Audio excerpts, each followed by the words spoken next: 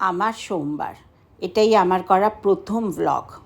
দেখো আজকে আমার সঙ্গে থেকে যে আমার সোমবার দিনটা সারাদিন কীরকমভাবে কাটে, কেমন লাগলো জানিও।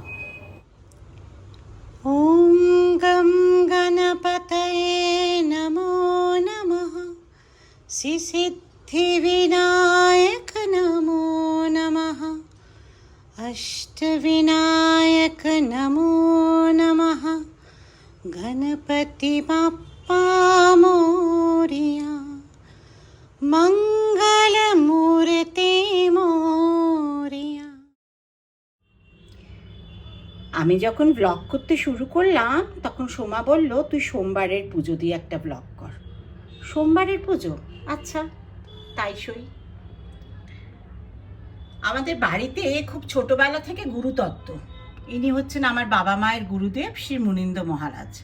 আমি খুব ছোটবেলায় ওনার সান্নিধ্য পেয়েছি, কিন্তু আমি পুজো করি হচ্ছে শিব বাবাজির।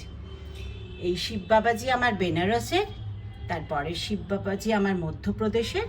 আর এই শিব বাবাজির একটা আশ্চর্য উপাখ্যান আছে, তোমরা শোনো। আমি থাকি তো 6 তলার ওপরে, এখানে উঁচুতে এত কোনো গাছ টাছ নেই। আমি একদিন বাড়ি ছিলাম না, ফিরে এসে দেখলাম এরকম একটা সাদা পাথর আমার জানলাতে পড়ে রয়েছে। মাকে দেখাতে মা বললো, মা এ তো কীরকম একটা অমরনাথের শিবের মতো, তুই এনাকে পুজো কর। আমি তো অতটা বিশ্বাস করিনি, কিন্তু রূপোর দোকানে এই টাটটা কিনতে গিয়ে শুনলাম, জিজ্ঞেস করলো, দিদি গেছিলেন নাকি অমরনাথ, এরকম শিব নিয়ে এসছেন? আমি আর কিছু না বলে বাড়ি চলে এলাম। তারপর থেকে উনি আমার বাড়িতে সোমবার সাদরে পূজিত হচ্ছেন। এই শিব বাবাজি আমার খুব প্রিয় এবং আমার খুব বিশ্বাস ওনার ওপরে। এই আমার শিব বাবাজিদের উপাখ্যান। তারপরে দেখাই, আমি আর পার্থ খুব জগন্নাথ ভক্ত। জগন্নাথ বাবাজি আছেন, গোপাল ঠাকুর আছেন, গণেশ ঠাকুর আছেন, এই মোটামুটি আছেন ছোট করে অনেকে।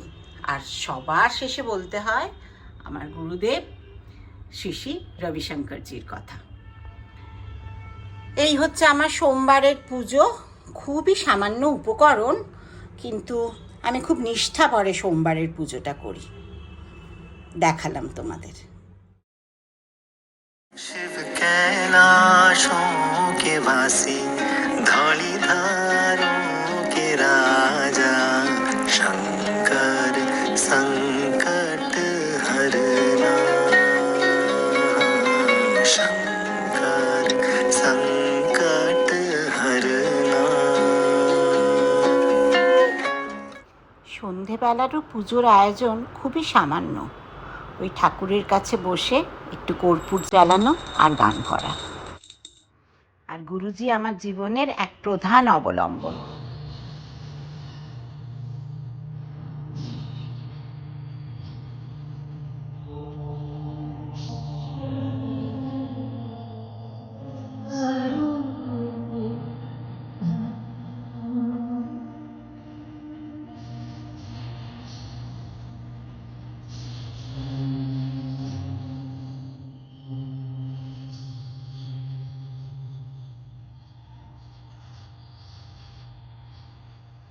শিব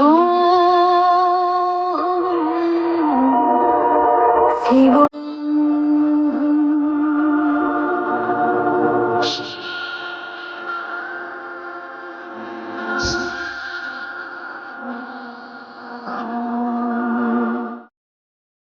আর সারাদিন বাদে আজকে খেলাম সব সবজি দিয়ে একটু ওটসের খিচুড়ি আর সামান্য একটু ফল।